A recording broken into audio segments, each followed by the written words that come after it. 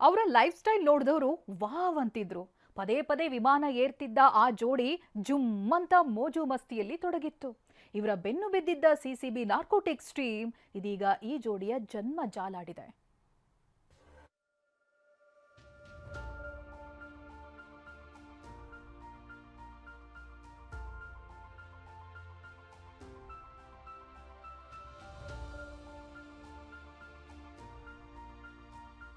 ಅಬ್ಬಬ್ಬಾ, ಅದೇನ್ ಶೋಕಿ, ಅದೇನ್ ಟೂರ್, ಅದೇನ್ ಸ್ಟೈಲ್. ರೀಲ್ಸ್ ನಲ್ಲಿ ಪೋಸ್ ಕೊಡ್ತಿರುವ ಈಕೆ ಮಾಮೂಲಿ ಲೇಡಿ ಅಲ್ಲ. ತನ್ನ ಲವರ್ ಜೊತೆ ಸೇರಿ ದೇವರ ಫೋಟೋಗಳ ಫ್ರೇಮ್ ನಲ್ಲಿ ಡ್ರಗ್ಸ್ ಇಟ್ಟು ಮಾರಾಟ ಮಾಡ್ತಿದ್ಲು.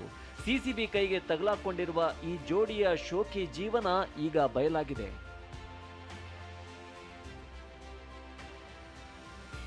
ಅಪಾರ್ಟ್ಮೆಂಟ್ ಅನ್ನೇ ಡ್ರಗ್ಸ್ ಸ್ಟೋರ್ ಮಾಡ್ಕೊಂಡಿದ್ದ ಜೋಡಿ.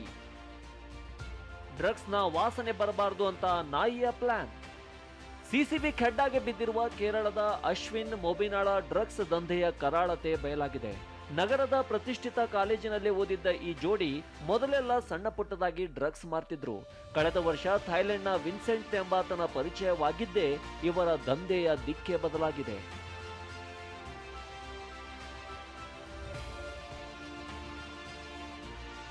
ಐಷಾರಾಮಿ ಬದುಕು ನಡೆಸುವ ಆಸೆ ಪಟ್ಟಿದ್ದ ಈ ಜೋಡಿಗೆ ವಿನ್ಸೆಂಟ್ ಆಮಿಷವೊಡ್ಡಿದ್ದ. ಹೆಚ್ಚಿನ ಹಣದ ಆಸೆ ತೋರಿಸಿ ಕಾಸ್ಟ್ಲಿ ಡ್ರಗ್ ಪೆಡ್ಲಿಂಗ್ ಮಾಡಲು ಹೇಳಿದ್ದ. ಥೈಲೆಂಡ್ನಿಂದ ಬರುವ ಕೇರಳ ಪ್ರವಾಸಿಗರ ಕೈಯಲ್ಲಿ ವಿನ್ಸೆಂಟ್ ಪಾರ್ಸಲ್ ಕೊಟ್ಟು ಕಳಿಸ್ತಿದ್ದ.